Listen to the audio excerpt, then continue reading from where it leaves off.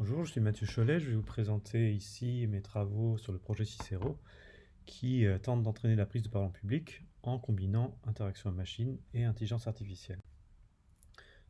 Aujourd'hui, les compétences sociales ou ce qu'on appelle les soft skills sont cruciales dans de nombreuses professions et dans nos vies personnelles et sont souvent appelées comme certaines des compétences principales du XXIe siècle. Les méthodes classiques pour entraîner les soft skills ont un certain nombre de problèmes. Typiquement, des répétitions, des jeux de rôle du recours à du coaching. Ces problèmes sont de l'ordre du coût, de la disponibilité de ces approches pour toutes les personnes. Ces approches sont subjectives et non standardisables. Et enfin, elles peuvent disposer d'un certain nombre de barrières à l'entrée à cause d'anxiété sociale ou de peur d'être jugé. Et donc, un certain nombre d'applications ont été proposées pour entraîner des compétences sociales par interaction machine dans des simulations et pour automatiquement comprendre l'état de la personne par machine learning multimodal sur son comportement non verbal et verbal. Donc dans le projet Cicero, c'était un projet qui a été mené avant tout aux États-Unis, qui aujourd'hui est continué à l'IMT Atlantique.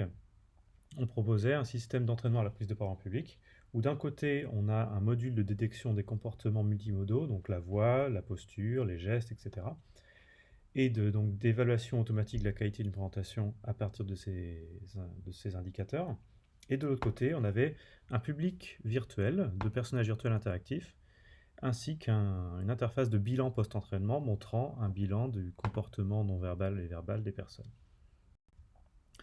Alors quelques résultats sur ce projet, pour donner une vue d'ensemble.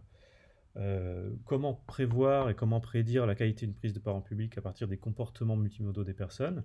Eh bien, on peut créer des modèles de machine learning multimodaux qui vont combiner des caractéristiques vocales, faciales, etc., pour prédire par exemple la prise de parole en public, sa qualité, l'anxiété à la prise de parole en public, et avec des performances assez relativement acceptables, notamment lorsqu'on combine des caractéristiques multimodales, c'est-à-dire à la fois visuelles et acoustiques, et non seulement une seule de ces deux. Enfin, quel est l'avantage, quel est l'intérêt de ce type de système pour entraîner la prise de parole en public? Une dernière étude que nous avons réalisée a comparé les bénéfices respectifs des différents modules que j'ai présentés plus haut. Le public virtuel interactif semblait être important pour l'expérience utilisateur, susciter la motivation, susciter l'engagement, mais ne semblait pas avoir d'impact direct en termes de bénéfices sur la qualité de présentation, alors qu'en regard de cela, un bilan post-entraînement personnalisé, donc basé sur les comportements non verbaux et verbaux détectés automatiquement par des algorithmes de vision et traitement du signal, semble avoir une amélioration significative de la qualité des présentations.